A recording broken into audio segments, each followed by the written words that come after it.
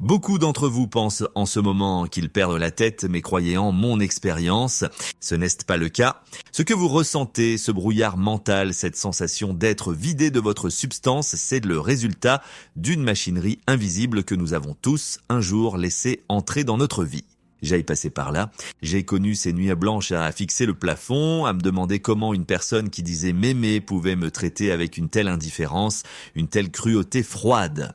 J'ai connu ce sentiment d'être devenu l'ombre de moi-même, de m'excuser pour des choses que je n'avais pas faites, simplement pour maintenir une paix qui n'était qu'une illusion. Aujourd'hui, je m'adresse à vous non pas comme un expert qui a lu des livres, mais comme un survivant qui a reconstruit sa maison sur les cendres de son ancienne vie. Nous allons parler de ce qui se passe réellement quand vous décidez enfin de partir, quand vous reprenez votre pouvoir et surtout de ce que cette personne toxique ressent lorsqu'elle réalise qu'elle a perdu quelqu'un qui l'aimait vraiment. Il est fascinant et terrifiant de voir comment certains êtres traversent l'existence sans jamais saisir la valeur de ce qui se trouve juste devant eux. Les partenaires narcissiques incarnent cette incapacité avec une intensité qui défie parfois l'entendement humain. Si vous avez aimé l'un d'entre eux, si vous avez ouvert votre cœur et votre âme, vous connaissez déjà ce schéma par cœur. Vous leur avez offert une patience infinie quand ils étaient déraisonnables. Vous avez tendu la main avec douceur quand il devenait glacial. Vous êtes resté loyal d'une loyauté sans faille, même quand ils vous donnaient 1000 raisons de douter de leur intégrité.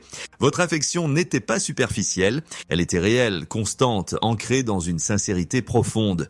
Pourtant, ils l'ont traité comme une marchandise jetable, comme quelque chose d'acquis, comme si votre existence même n'avait pour but que de graviter autour de leurs besoins insatiables. Ils ont avancé dans la relation avec ce sentiment silencieux que tout leur était dû, agissant comme si vous étiez une source inépuisable de compréhension, un puits sans fond dans lequel ils pouvaient puiser sans jamais rien donner en retour. Ils attendaient de vous que vous portiez leur chaos, leur peur, leurs projections les plus sombres, sans jamais s'arrêter pour considérer le poids qu'ils faisaient peser sur vos épaules. La partie la plus douloureuse, celle que j'ai vécue dans ma propre chair, c'est que nous l'avons permis pendant longtemps. Nous l'avons permis parce que notre amour était authentique. Nous avons cru en leur potentiel, nous avons cru en cette lueur d'humanité que nous pensions avoir aperçue lors des premiers jours, cette phase de séduction intense où tout semblait magique. Nous espérions que notre constance finirait par inspirer la leur, mais l'expérience m'a appris, de la manière la plus brutale qui soit, qu'on ne peut pas remplir un verre qui n'a pas de fond. Pourtant, il arrive un moment, un point de bascule, parfois silencieux, parfois fracassant, mais absolument réel. C'est l'instant où vous décidez de faire un pas de côté. Ce n'est pas un acte de vengeance, ce n'est pas de la cruauté gratuite, c'est un acte de survie pure. Vous cessez de vous expliquer, vous cessez de vous défendre, vous cessez d'essayer de prouver votre valeur à quelqu'un qui a décidé de ne jamais la voir. Et à cet instant précis, quand votre absence commence à parler plus fort que votre présence, quelque chose d'inhabituel se produit à l'intérieur de la personne toxique. Ce n'est pas une prise de conscience saine, ce n'est pas une croissance émotionnelle, c'est quelque chose de bien plus révélateur de leur fragilité interne. Quand votre départ vient briser l'image gonflée qu'ils ont d'eux-mêmes et fissure leur armure de supériorité si soigneusement construite, tout leur système interne devient instable. Ils sont forcés, pour la première fois, de faire face à une vérité qu'ils ont passé des mois ou des années à fuir. Vous n'étiez pas remplaçable, vous n'étiez pas ordinaire et vous n'étiez pas obligé de rester. La certitude sur laquelle ils comptaient s'évapore. Le contrôle qu'ils pensaient exercer s'effrite et soudain, la personne qu'ils méprisaient ou ignoraient devient celle qui hante leurs pensées. Je veux vous emmener dans les coulisses de ce changement, vous montrer ce qui se déploie dans l'esprit d'un narcissique quand il réalise qu'il a perdu une âme qui tenait vraiment à lui. Comprendre cela change tout, cela change la façon dont vous regardez votre passé et, plus important encore, la façon dont vous avancez vers votre avenir. Lorsque le narcissique réalise qu'il a perdu quelqu'un qui l'aimait, le premier mouvement interne est une panique brute, frénétique, désorientante. Mais attention, ne vous y trompez pas. Ce n'est pas la panique de quelqu'un qui pleure la perte d'une amour. Ce n'est pas le chagrin noble lié à la fin d'une belle histoire. C'est la terreur de perdre le contrôle, de voir un système dont ils dépendaient s'effondrer sous leurs yeux. Pendant si longtemps, ils ont fonctionné avec la conviction tacite que votre affection était permanente. Ils pensaient qu'elle était inconditionnelle au sens le plus tordu du terme, comme si elle existait en dehors des lois humaines de l'échange et du respect.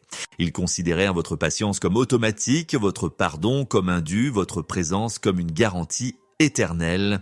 Ils pensèrent que vous seriez toujours là pour amortir leurs échecs, absorber leurs tempêtes et tolérer leur chaos sans jamais demander de compte. Dans leur esprit, votre dévotion était une ressource comme l'eau ou l'électricité, inépuisable, renouvelable et leur appartenant de droit. Mais quand vous partez, quand vous cessez de réagir, quand vous arrêtez de les sauver d'eux-mêmes, ils ressentent quelque chose qu'ils n'auraient jamais imaginé, l'effondrement soudain des fondations qui empêchaient leur monde émotionnel de s'écrouler, parce que les narcissiques ne construisent jamais de stabilité intérieure, ils comptent sur des personnes extérieures, des personnes comme vous et moi, pour maintenir ensemble les morceaux de leur identité fragmentée. Alors, quand cette force stabilisatrice disparaît, leur esprit entre en crise totale. Ils commencent à ressentir des émotions qu'ils n'ont aucune compétence pour réguler. Cette oppression dans la poitrine, ces pensées qui s'emballent, cette angoisse au creux de l'estomac. Ces sensations leur sont étrangères. Ils ne les comprennent pas et ils ne savent certainement pas comment les gérer. Tout ce qu'ils savent, c'est que quelque chose a terriblement mal tourné. L'illusion qu'ils avaient créée, cette grande image de supériorité et de contrôle, commence à se fissurer. Des failles apparaissent dans le récit qu'ils se racontaient. Des histoires comme « je peux te remplacer en un claquement de doigts » ou « tu ne partiras jamais vraiment » ou encore « tu as plus besoin de moi que j'ai besoin de toi ». Soudain, ces mensonges ne tiennent plus la route. La réalité commence à s'infiltrer à travers leurs défenses et ils n'ont aucune idée de la façon de la combattre. Ils se débattent mentalement, émotionnellement et parfois même physiquement. Ils cherchent des explications qui les protègent de la culpabilité. Ils cherchent quelqu'un à blâmer car le blâme est leur seul échappatoire face à la responsabilité. Ils réécrivent l'histoire pour rester la victime, l'incompris, celui qui a été injustement abandonné.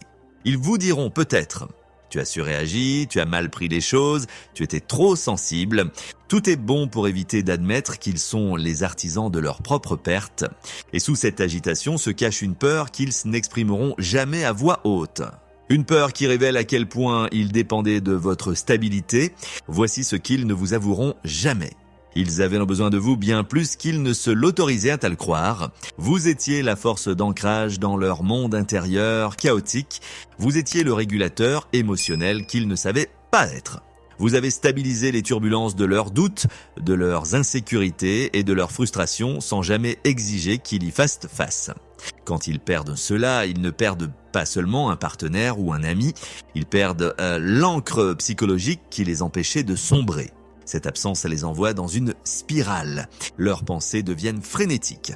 Leur voix intérieure passe de l'arrogance à des questions paniquées. Ils se demandent si vous avez tourné la page, si vous avez trouvé quelqu'un de plus gentil, si vous avez enfin découvert votre valeur indépendamment d'eux.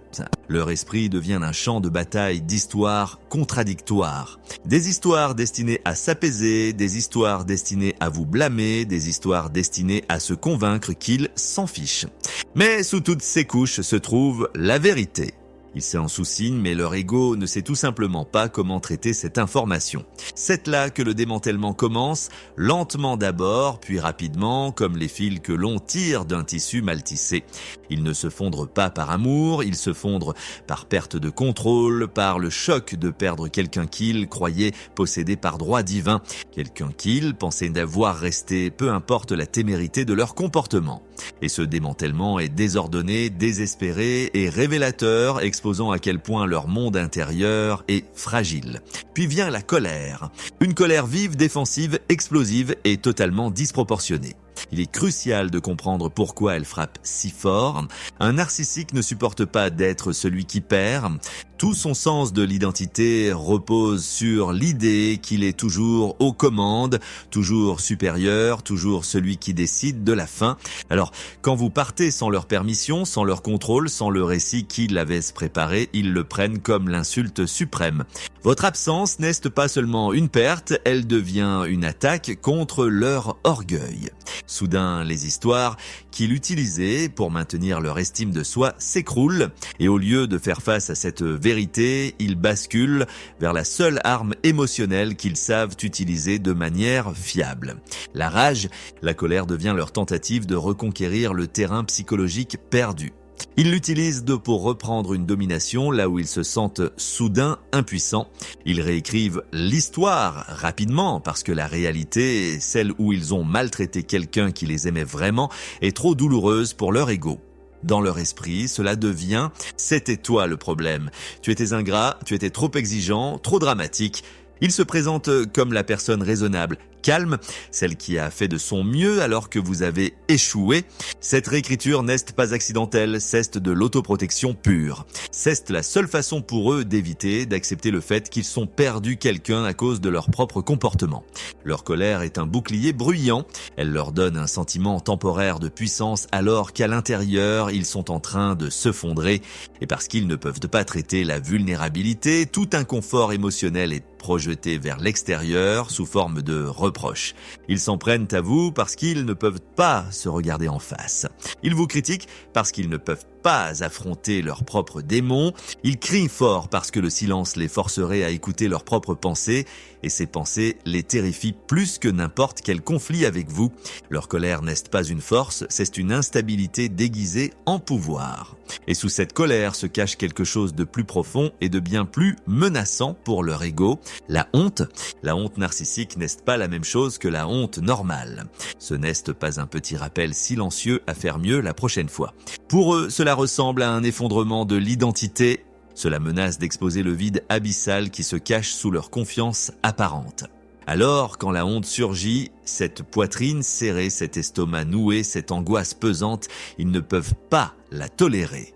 Ils la convertissent immédiatement en rage. La honte ressemble à une destruction pour eux, alors ils la repoussent vers l'extérieur. Ils la projettent sur vous, ils transforment leurs insécurités en armes et vous les lancent à la figure. Ils ont besoin de vous voir comme quelqu'un de défectueux pour ne pas avoir à voir là où ils ont échoué. Ils ont besoin de vous peindre comme quelqu'un d'ingrat pour ne pas avoir à affronter la façon dont ils vous ont considéré comme acquis. Ils ont besoin que vous ressembliez aux méchants de l'histoire pour ne pas avoir à faire face à leur propre reflet dans le miroir. L'ironie est cruelle. Leur rage n'est pas enracinée dans la haine qu'ils éprouvent pour vous. Elle est enracinée dans la peur de perdre le contrôle, la peur d'avoir tort, la peur que vous comptiez plus qu'ils ne se l'étaient permis de croire.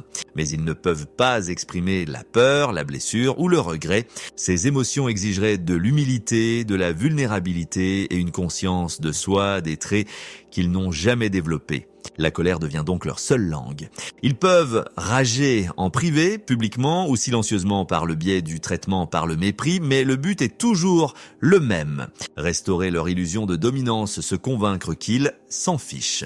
Pourtant, l'intensité même de leur émotion expose exactement à quel point ils sont touchés. Et derrière chaque éclat de voix se trouve cette même honte silencieuse qu'ils ne peuvent affronter.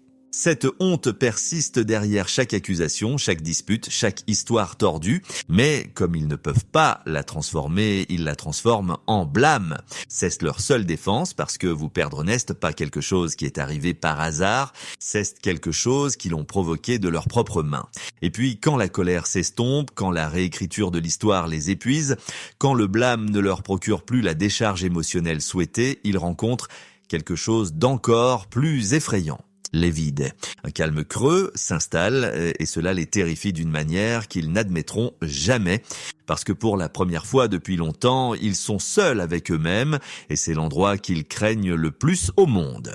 Sans vous, l'approvisionnement émotionnel dont ils dépendaient disparaît.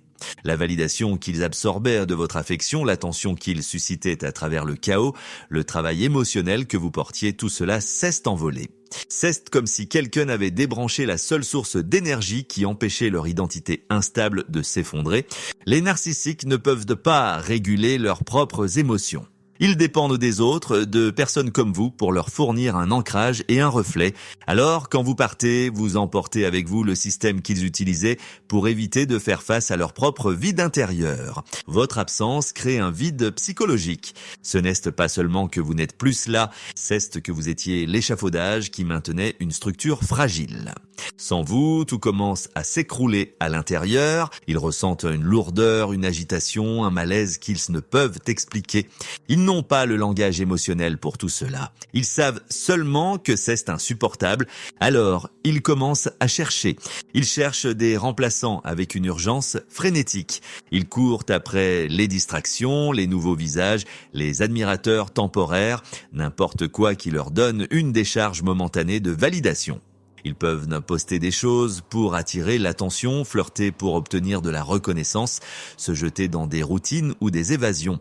Mais rien ne fonctionne vraiment. Rien ne leur donne ce qu'ils recevaient autrefois de vous.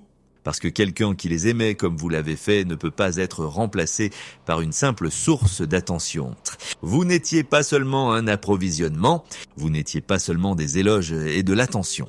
Vous étiez authentique. Vous offriez quelque chose de significatif, de stable, d'humain, et la connexion réelle est quelque chose que le narcissique désire désespérément mais qu'il est incapable de maintenir. Lorsqu'ils perdent cette connexion, ils se sentent hantés, la prise de conscience s'insinue silencieusement, personne d'autre ne se soucie d'eux comme vous le faisiez. Personne d'autre ne pardonne comme vous le faisiez. Personne d'autre ne comprend leurs humeurs et leurs contradictions comme vous le faisiez. Ils ressentent cela surtout dans les moments de calme, dans le silence de la nuit, dans l'immobilité du petit matin. Quand ils nient à plus de bruit pour se cacher, ils sentent la vérité pressée contre eux. Le silence devient suffocant. L'immobilité devient menaçante. Parce que dans le silence, ils sont forcés de se confronter à eux-mêmes sans que personne d'autre ne leur renvoie une image flatteuse. Et leur moi non filtré est plein d'insécurité, de confusion, de haine de soi et d'un profond sentiment d'inadéquation qu'ils ont évité toute leur vie. À mesure que le vide grandit, ils entrent dans un étrange cycle de tourments intérieurs. Ils se disent qu'ils s'en fichent, mais le vide n'est pas d'accord. Ils imaginent qu'ils ont tourné la page, mais le sentiment de creux expose le mensonge. Ils cherchent de nouvelles personnes, mais personne n'est à la hauteur. Non, pas parce que vous étiez parfait, mais parce que vous étiez présent d'une manière qu'ils n'ont jamais apprise. Le vide les suit partout, en conduisant, en travaillant, en parlant, même lorsqu'ils sont entourés d'autres personnes. À l'extérieur, ils peuvent sembler aller bien, mais à l'intérieur, ils se sentent désancrés, à la dérive, incertains de la façon de reconstruire le monde qu'ils ont tenu pour acquis. C'est une douleur sourde, une faim émotionnelle que rien ne satisfait, et plus ils essaient de l'ignorer, plus elle devient bruyante. C'est l'écho de ce qu'ils ont perdu. Non pas seulement une relation, mais l'expérience rare d'être véritablement aimé. Et cette réalisation n'a pas d'issue. Ce qui vient ensuite, c'est l'obsession. C'est ici que beaucoup de gens se trompent et pensent que le narcissique a soudainement réalisé son amour. Mais l'obsession n'est pas l'amour, c'est l'instinct de propriété qui refait surface. C'est leur besoin instinctif de reprendre le contrôle sur quelque chose qu'ils croient leur appartenir. Quand le vide devient insupportable et que les distractions échouent, ils tournent à nouveau leur attention vers vous. Ils commencent à réfléchir à votre vie, à ce que vous faites, avec qui vous êtes, si vous avez guéri, si vous ressentez encore quelque chose pour eux. Cette curiosité n'est pas tendre ou aimante, elle est stratégique. Elle est destinée à protéger leur ego. Il s'agit de restaurer leur stabilité, pas de renouer un lien. Ils peuvent commencer à vous observer à distance. Ils vérifient vos réseaux sociaux souvent. Ils cherchent des signes de votre confiance ou de votre liberté croissante, non pas parce qu'ils veulent de le meilleur pour vous, mais parce que votre croissance menace leur illusion d'importance. Ils ne veulent pas que vous deveniez quelqu'un qui n'a plus besoin d'eux. Ils s'enquièrent de vous auprès d'amis communs, prétendant que c'est par hasard ou par inquiétude, mais en dessous se cache la même question. Est-ce que je compte toujours pour eux ? Ils ne cherchent pas la guérison ou la clôture, ils vérifient si la porte de votre vie est toujours entrouverte. Ils veulent savoir s'ils ont toujours un accès émotionnel à vous. Ils peuvent réapparaître soudainement. Un message nostalgique, un souvenir partagé, un petit commentaire en ligne ou même une tentative dramatique de tout raviver. Mais rien de tout cela n'est un remords authentique. C'est de la surveillance. C'est un test de votre vulnérabilité. C'est de vérifier si vous êtes toujours accessible émotionnellement. Leur comportement n'est pas dicté par le regret, il est dicté par la peur que vous ayez avancé, la peur que vous ayez grandi, la peur que vous voyez maintenant clairement qui ils étaient, la peur que vous soyez entré dans un monde sans eux, un monde plus calme, plus stable, plus épanouissant. Quand ils vous voient guérir, rire à nouveau, vous retrouver, ils le prennent comme une trahison. Si vous allez mieux, sans eux, la vérité devient indéniable. Votre souffrance venait de l'environnement qu'ils ont créé, pas de vos propres défauts. Et cette vérité est trop lourde à porter pour leur ego. Ils reviennent donc, non pas pour reconstruire l'amour, mais pour regagner le pouvoir. Chaque tentative de retour est un test. M'appartiens-tu toujours émotionnellement? Puis-je encore t'influencer? Puis-je encore perturber ta paix? Puis-je encore te faire douter de toi-même? S'ils sentent la moindre ouverture, ils l'exploitent, mais rien de tout cela ne vient d'une évolution. Car l'obsession pour eux n'est jamais une question d'amour, c'est une question de contrôle. Finalement, ils finissent par avoir une forme de réalisation. Ce n'est pas un éveil profond et humble, mais une reconnaissance subtile qui s'insinue à travers leur défense. Ils vous ont mal jugé, ils sont allés trop loin. Ils ont supposé que vous supporteriez leur comportement indéfiniment. Ils commencent à sentir que votre amour n'était pas ordinaire, pas remplaçable, pas quelque chose qu'ils pouvaient jeter et remplacer facilement. Cette conscience commence comme un inconfort, comme une écharde invisible qu'ils ne peuvent ignorer. Avec le temps, elle s'aiguise. Ils ont perdu quelqu'une qui se souciait sincèrement d'eux et ce genre de présence ne se retrouve pas facilement. Cette compréhension ne vient pas de l'empathie, elle vient du moment où ils essaient d'obtenir la même validation auprès d'autres personnes et qu'ils échouent. Ils essaient de répéter les anciens schémas avec de nouvelles personnes, s'attendant à la même patience et au même travail émotionnel que vous leur offriez. Mais ils voient rapidement que les réactions sont différentes. Les nouvelles personnes peuvent tomber sous le charme, mais elles ne toléreront pas le chaos, le transfert de culpabilité ou la négligence émotionnelle. Sans stabilité intérieure, chaque échec à vous remplacer leur rappelle ce qu'ils ont jeté.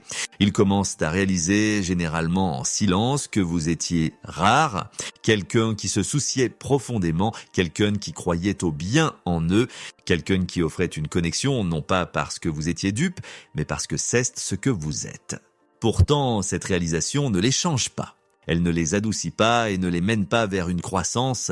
Au contraire, elle les pousse plus loin dans le déni. Ils commencent à se raconter de nouvelles histoires pour protéger leur ego. Des histoires comme « Tu ne comptais pas tant que ça » ou « C'est moi qui ai rompu en premier » ou « Te perdre était écrit ». Même quand leur vie semble plus vide sans vous, ils essaient de se convaincre du contraire. Ces histoires sont minces, fragiles, faciles à briser, mais ils s'y accrochent parce que la vérité, le fait qu'ils ont perdu quelqu'un d'authentique, est trop douloureuse. À l'extérieur, ils peuvent paraître normaux. Ils peuvent ne sembler heureux, occupés, couronnés de succès ou entourés de monde. Ils peuvent même agir de manière supérieure, comme si vous n'étiez qu'une petite pièce de leur histoire. Mais sous toutes ces couches de performance se cache une peur constante et silencieuse. La peur d'avoir laissé partir la seule personne qui les comprenait vraiment, quelqu'un qui voyait leur humanité sous leur défense, quelqu'un qui aurait pu les aider à grandir s'il l'avait permis, et ils savent, même s'ils ne le disent jamais, qu'ils ne retrouveront pas cette présence de sitôt. Avec le temps, le conflit intérieur s'intensifie. Leur ego insiste sur le fait que vous étiez remplaçable, mais leur expérience dit le contraire. Chaque relation ratée, chaque dispute, chaque personne qui refuse de tolérer leur comportement devient un nouveau rappel des conséquences de leur propre schéma. Pourtant, au lieu d'accepter cela, ils s'enfoncent davantage dans le déni. Ils réécrivent l'histoire, insistant sur le fait que vous étiez trop émotionnel, trop exigeant, trop sensible, tout cela pour éviter d'admettre la vérité. Ce déni n'est pas une force, c'est de la survie psychologique. Ils ne peuvent pas regarder à l'intérieur, car le faire signifierait affronter tout ce qu'ils ont évité toute leur vie. Cela signifierait voir comment ils ont blessé quelqu'un qui les aimait, comment ils ont détruit quelque chose qui aurait pu être guérisseur, comment ils ont repoussé une personne qui leur offrait de la profondeur, de la loyauté et de la stabilité. Alors, ils s'accrochent à des illusions. Ils prétendent que votre absence ne les affecte pas. Ils prétendent que de nouvelles personnes comblent le vide. Ils prétendent que leur monde n'a pas rétréci quand vous êtes parti. Mais sous toutes ces couches de déni se trouve une vérité à laquelle ils ne peuvent échapper. Perdre quelqu'un qui les aimait vraiment n'a pas seulement meurtri leur ego, cela a exposé le vide qu'ils ont fui depuis toujours. Comprenez bien ceci. Quand un narcissique réalise qu'il a perdu quelqu'un qu'il aimait sincèrement, cela l'ébranle bien plus qu'il ne le montrera jamais. Cela secoue la structure délicate sur laquelle il a construit toute son identité. Non, pas parce que votre absence lui brise le cœur, comme elle le ferait pour une personne saine, mais parce qu'elle expose les conséquences de son immaturité émotionnelle. Votre amour était un miroir reflétant la stabilité, la possibilité et le soin, et ils ont passé toute la relation à essayer d'équiver ce miroir. Ils ont évité de se voir parce que la vérité était trop douloureuse, et quand vous partez, le miroir qu'ils ont refusé d'affronter se brise, les laissant seuls avec les débris de leurs propres actes. Mais voici ce qui compte le plus. Leur réaction, qu'il s'agisse de panique, de rage, de silence, de fausse confiance ou d'observation obsessionnelle, n'a rien à voir avec votre valeur. Leur tourment reflète leur incapacité à affronter l'authenticité. Vous leur avez montré une connexion réelle et ils n'avaient pas le développement émotionnel nécessaire pour la recevoir. Ils ne savaient pas comment gérer l'honnêteté. Ils ne savaient pas comment gérer la vulnérabilité. Ils ne savaient pas comment accepter l'amour sans le déformer. Alors ils ont fait ce que font les personnes émotionnellement bloquées. Ils ont saboté la chose même dont ils avaient besoin et vous ont blâmé pour l'inconfort que cela a généré. Et si vous écoutez ceci aujourd'hui, c'est probablement vous qui portiez le poids émotionnel dès le début. Vous étiez celui qui était ancré, celui qui communiquait, celui qui essayait de comprendre, celui qui essayait de construire quelque chose de réel. Vous avez maintenu la relation à bout de bras pendant qu'ils entraient et sortaient, prenant sans donner, exigeant sans offrir. Et maintenant, vous devez voir cette vérité clairement. Ce n'était jamais une relation équitable. Et elle ne le serait jamais devenue, peu importe les efforts supplémentaires que vous auriez pu fournir. Vous perdre n'est pas seulement leur perte. C'est votre liberté. C'est le moment où le brouillard commence à se lever et où vous sortez du labyrinthe dans lequel ils vous ont piégé. C'est le début d'une vie où vous ne réduisez plus vos besoins, où vous ne taisez plus vos émotions, où vous ne vous tordez plus dans des formes impossibles pour maintenir une paix factice. C'est un retour à votre propre valeur, à votre propre clarté, à votre propre respect de soi. Et ce qui vous attend, c'est un type d'amour qui ne vous épuise pas. Il vous restaure, un amour qui est mutuel, respectueux et mérité. Maintenant, après toutes ces années passées à observer, à vivre et à aider les autres à se reconstruire, voici 4 leçons que j'ai tirées, 4 vérités que j'ai payées au prix fort et que je veux vous transmettre. La première leçon, c'est que le potentiel d'une personne n'est pas sa réalité. Jay passait tellement de temps à aimer ce que le partenaire toxique pourrait devenir plutôt que ce qu'il était vraiment sous mes yeux. Nous tombons amoureux d'une promesse, d'une illusion. Mais la vérité est qu'on ne peut pas bâtir une maison solide sur un terrain qui se fondre. Aimer le potentiel de quelqu'un, c'est comme essayer de se réchauffer devant le dessin d'un feu. C'est beau à regarder, mais ça ne vous protégera jamais du froid. La seule chose qui compte, ce sont les actes constants, jour après jour. La deuxième leçon, c'est que votre silence est votre arme la plus puissante. Pendant des années, j'ai cru qu'en m'expliquant mieux, en trouvant les bons mots, en criant plus fort ou en pleurant plus sincèrement, je finirais par me faire comprendre. Mais j'ai appris que celui qui ne veut pas entendre n'écoutera jamais, même si vous lui offrez la vérité sur un plateau d'argent. Le silence, ce n'est pas de la bouderie, c'est une frontière. Chess dirait, je ne te donne plus accès à mon énergie pour que tu puisses la gaspiller. Quand vous cessez de vous justifier, vous reprenez instantanément le pouvoir qu'il utilisait contre vous. La troisième leçon, c'est que la douleur du départ est temporaire, mais la douleur de rester est destructrice. On a souvent peur de la solitude qui suit la rupture, de ce vide immense qui semble nous aspirer. Mais j'ai compris que la solitude quand on est seul est bien plus douce que la solitude quand on est avec quelqu'un qui nous ignore ou nous méprise. La première est une chance de se retrouver, la seconde est un poison qui tue l'âme à petit feu. Ne craignez pas le vide du début, c'est l'espace nécessaire pour que la vie puisse enfin vous apporter ce que vous méritez vraiment. La quatrième leçon, et peut-être la plus importante, c'est que la fermeture ne vient jamais de l'autre, elle vient de vous. On attend souvent des excuses, un aveu, une reconnaissance de la part de la personne toxique pour pouvoir enfin tourner la page. J'ai attendu cela pendant des siècles. En vain, j'ai fini par comprendre que leur incapacité à s'excuser est précisément la raison pour laquelle je devais partir. Votre fermeture cesse quand vous décidez que vous n'avez plus besoin de leur version de l'histoire pour écrire la vôtre. Vous validez votre propre douleur, vous soignez vos propres blessures et vous avancez sans regarder en arrière. Mes amis, le chemin de la guérison n'est pas une ligne droite. Il y aura des jours où vous vous sentirez fort et des jours où le manque vous frappera comme une vague.